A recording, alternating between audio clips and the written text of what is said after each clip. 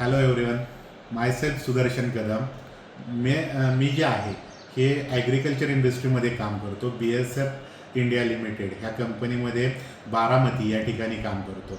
Recently मी career pathway म्हणजे कंपनीकडनं career pathway हा concept 2014पासून run केला जातो आणि प्रत्येक करिअर पाथवेमध्ये मी जे आहे हा प्रत्येक 2 वर्षानंतर पार्टिसिपेट होतो.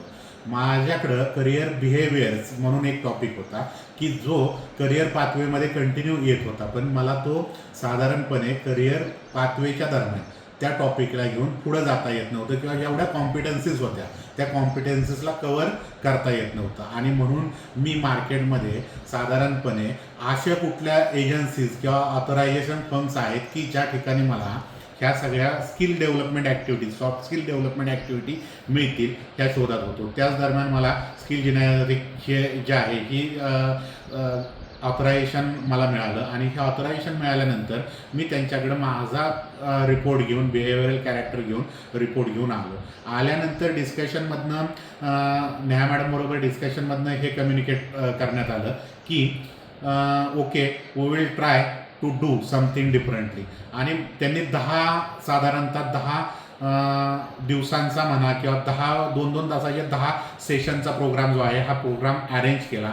ह्या प्रोग्रामच्या अंतर्गत वेगवेगळे स्किल लाईक कम्युनिकेशन कसं केलं पाहिजे, प्रॉब्लेम सॉल्विंग कसं असं पाहिजे, असर्टिव्ह वेने तुम्ही कम्युनिकेट कसं करचाल, त्याच्यानंतर बॉडी लँग्वेज कशी असली पाहिजे, त्यानंतर माइंड मॅपिंग कसं केलं जातं, त्याच्यानंतर वेगवेगळे जे स्किल माझ्याशी निगडीत आहेत तर ते स्किल त्यांनी या ठिकाणी प्रेझेंट करण्याचा प्रयत्न केला. आणि हे सगळं होत असताना मला जे लागतंय, ज्याच्यामध्ये नॉर्मली कंपनीला आमच्या क्रिएटिव्हिटी लागते की वेगवेगळ्या आयडियाज जनरेट व्हायला पाहिजे, तर ते क्रिएटिव्हिटी कशी असायला पाहिजे ह्या गोष्टींवर मी जास्त चांगल्या पद्धतीने काम केलं. बरोबरच बघितलं तर त्या एखादी क्रिएटिव्ह आयडिया आल्यानंतर त्याला तुम्ही कसं पसरवता ह्या गोष्टींवर कामं केली.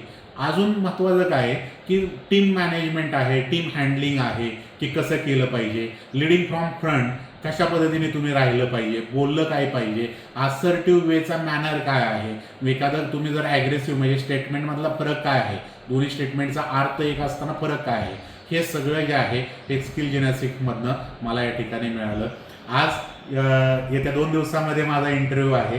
सो होप्स की मी जी तयारी केली आहे ही तयारी डेफिनेटली मला काम करेल.